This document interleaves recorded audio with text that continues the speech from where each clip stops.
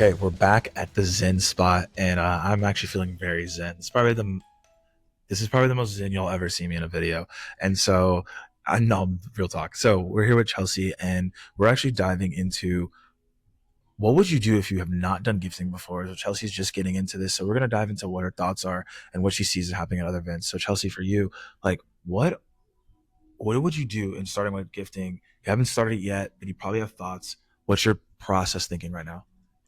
I think the biggest thing with starting out with gifting is just understanding how to make it really personalized for people. The offers that I've received in my experience so far, it's oftentimes like really generic and just like an Amazon gift card, and that doesn't really mean anything. So, like, how can we do gifting in a way that's going to be really impactful to each specific person? And then when you think of each person, what are ways you're thinking about the research? Are you pulling out AI, which I know we were talking about earlier, or are you just saying like are you trying to back channel and ask other people? Like, what are ways you think about that?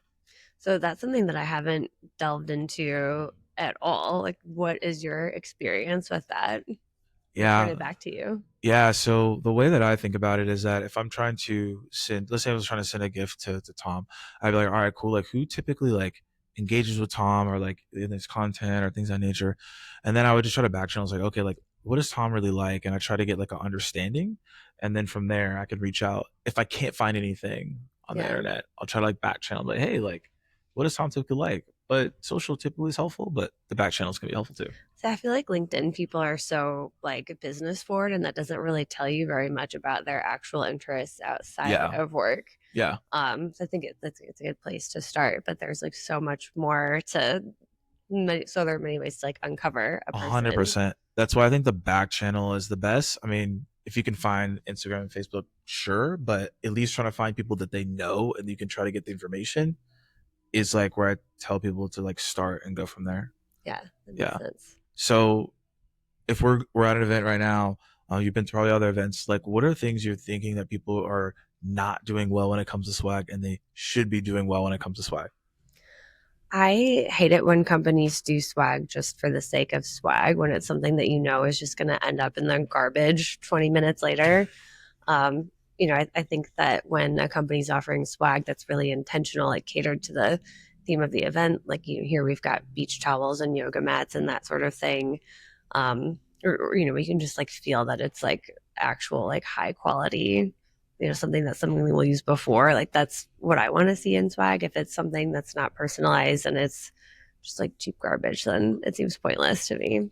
Yeah, I have when I first started in swag, I think I have like literally a drawer and it's just full of like the same type of like t-shirt. Like you know what I'm talking about. It's like the Yes. logo and then you're just like, wait, what's going on? So I agree with you Yeah, 100%. cheap stickers, like you put them on your water bottle, but then after one wash, they're completely faded off. The And stickers it's just used to like be a cheap box hit. marketing.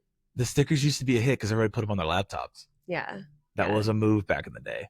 I don't think it's a move I anymore. don't think I so think people, I either. don't think people do Yeah. it. I used to do it, but like, yeah, it's not a thing anymore. No. Yeah, it fell off. It is what it is.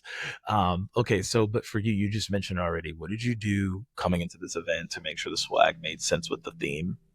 So yeah, we're at a luxury desert resort. So it wouldn't make sense to do things that are not affiliated with, wellness and relaxation.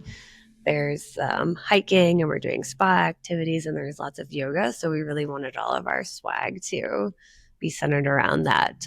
We had logoed pool floaties for the pool party that didn't happen because of the weather, but the thought was But there. that was there. That was there. There was somebody who they checked in early and they didn't get their swag bag yet, and they were like, I saw like those beach towels, and like I really need Yeah, one of those. And like it's stuff that people can use like while they're here, and they didn't have to think about packing those items. So it yeah, like saves them like the extra thought of like what sort of things we need to like pack for this event, and just makes it easier and more practical. yeah. I think the big thing here actually that we're learning is that wherever you're at in terms of the like the desert or you're at a conference and they have a theme, like make sure your swag is related towards the theme, Yeah, right? Like if you exactly. had certain stuff out here, just like wouldn't make sense, right? And so you want to make sure you have the right stuff. So Chelsea, appreciate your time, Yeah, thank and you. thanks for coming in. Thanks for being so zen. Oh, I'm super zen right now.